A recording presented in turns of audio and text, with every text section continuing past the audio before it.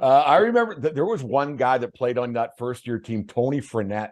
That Yeah, guy could absolutely fly. There was one game. yeah. I don't know if you remember this, but I remember it quite vividly. You guys took it was a Sunday afternoon. I Six think it was seconds. Six uh, seconds. no, there was Remembrance Day. It was Remembrance Day. We'll get to that. But Yeah. you guys got smoked in Old the night before. We Okay. we had you guys. We were up 5-0 midway through the second period. And I was popping off to the bench. It was in Bonnyville, and I was popping off to the bench, and I said something, and you just go, "Fuck you, Raj. We're gonna light you up." And sure as shit, you guys beat us 6-5 that game. And I went out to get the puck at one point, and Fournette just flew and put it in the empty net. I was like, "Oh no, Stewie's not gonna let this one down the rest of the season. Next time I see him, I couldn't believe it." Yeah, No, I lived with Tony my first year at Maine. So he was my line. It was me, him, and Dennis Saharchuk, who came back yeah. as a 20-year-old from Portland, right? And so yeah, we were flying that year. And then Tony left halfway through the year to go kind of start his sit-out year process at Maine, right? Because he Man, had he played could fly. two or three.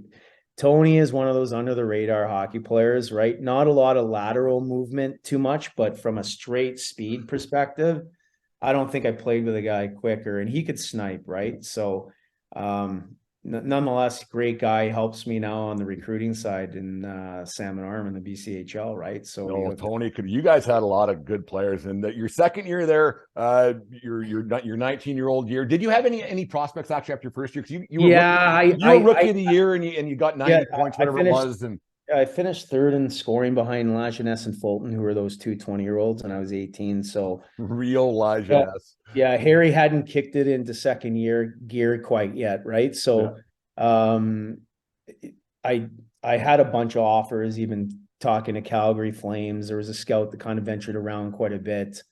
My problem was I had to finish up a couple classes, which led me back to my 19-year-old year. mm-hmm.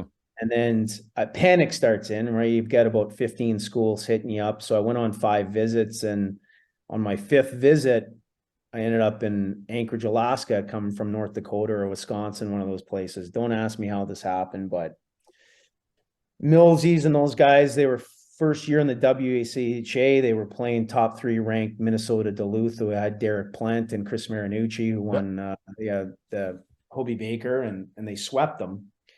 And they finished 4th in the WCHA. In Anchorage at that time, Sullivan Arena had like, and I don't know if you ever saw pictures, but the old days, Sullivan Arena in Anchorage was packed. Yeah. Right? It was a great hockey town, right? And they ended up taking me out, having way too much to drink, and then they picked me up for breakfast and drove me over to Brush Christensen's office at the coach and said, "Hey, Stewie, we didn't tell you this, but here's the NLI. Why don't you just sign?" Right? And I was with Millsy and those guys, and they ended up, I guess Millsy's a good sales guy, right? So yeah, it's how I ended up at Anchorage. And I remember Grant Stanbrook, the main coach, he's like, "Why did you sign in Anchorage?" Right? So, which led me to the next year as a 20-year-old, right? Yeah. So like when you your second year, you played with a guy by the name of that ended up having a pretty decent career for himself, another native guy from Fort McMurray, Chris Phillips. Your Yeah. second year he was only 15, I believe, at that point. So What was yeah, it like? I remember playing against him, and you just go, "What the heck?" Just ice in his veins, even at the age of 15. Nothing seemed to rattle him even at that age. He seemed very calm, cool all the time. Like, when did the people of Fort McMurray first start to go, "Man, who's this Phillips kid?" Because you were away at Notre Dame, so you might not have, because he would have been 10 years old when you left. What was it like the first year having Phillips in dressing room? What was he like the entire time you were well, there? I knew Chris quite well. His dad and my dad played on the YFL Coyotes, they called them. They were like a legendary old timers team that have won everything they went into, right? So I knew of Chris and kind of his progression. And then, Chris at a young age, his dad had bad diabetes that kind of progressed, and his mom had an unfortunate event where she couldn't walk.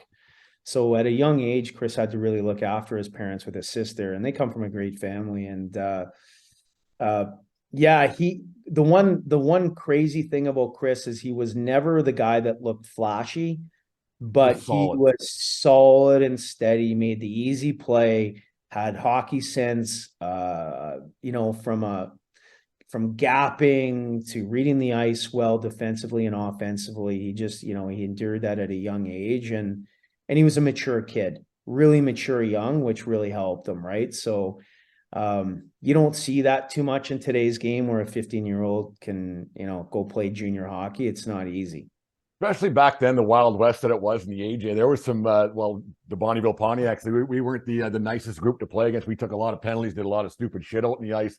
Back then, it was absolute mayhem. That second year, you guys took Olds to the finals. You had a guy by the name of Bernie Richard Perront in net there. You kind of changed your season around that year, I think, because you had good goaltending. But when Perront showed up for you guys, that it was you almost took out that Olds team who only lost 4 games all year. Yeah, we went to game 7, I believe, against them. So Rich changed the dynamic. I think we all know is if we had a good D core already. Show me a good goalie, I'll show you a good coach.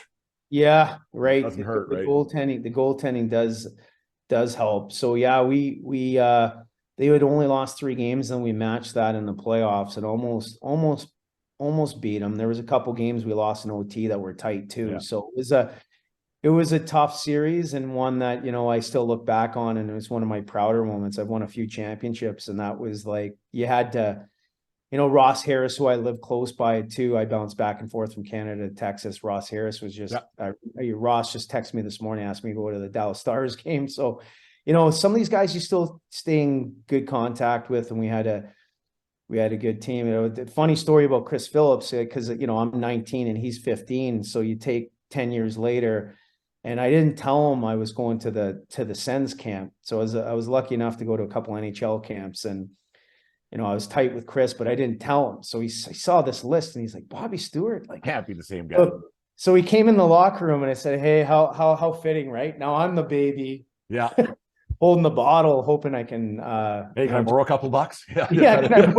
He took me out to lunch a few times, and I remember back in the day I was laughing. He took me for better lunches than we took him out for Subway back in the day. Yeah, so there's no getting around that. Like you said, you ended up in Anchorage. You left after half the season.